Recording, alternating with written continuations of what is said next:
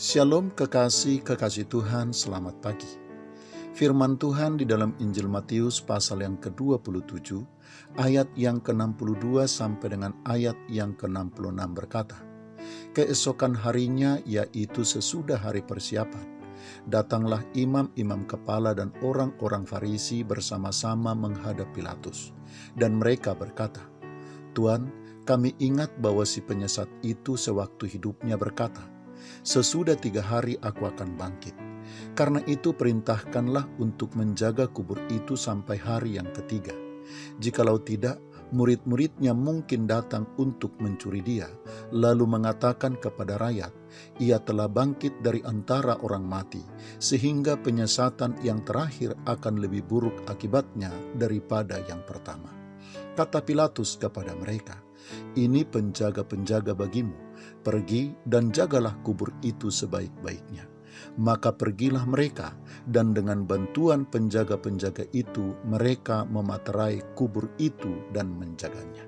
Kekasih Tuhan, perhatikan perbedaan antara murid-murid Tuhan Yesus dengan para tua-tua dan imam-imam Yahudi dan juga orang-orang Farisi.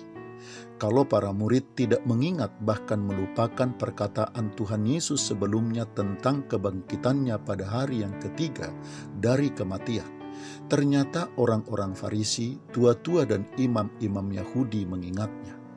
Dan karena mereka mengingat akan hal itu, mereka mengambil langkah antisipasi kalau perkataan Tuhan Yesus itu benar-benar terjadi.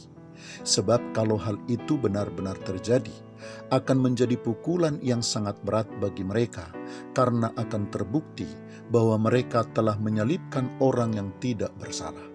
Itulah sebabnya ketika perkataan Tuhan Yesus itu sudah benar-benar terjadi, mereka berusaha menyuap beberapa serdadu agar mau berbohong. Kekasih Tuhan, bagi siapa saja yang mau hidup benar, perkataan Tuhan Yesus akan menuntunnya kepada yang baik dan yang benar. Perkataan Tuhan Yesus juga akan menjadi penuntun mereka berjalan di jalan kebenaran.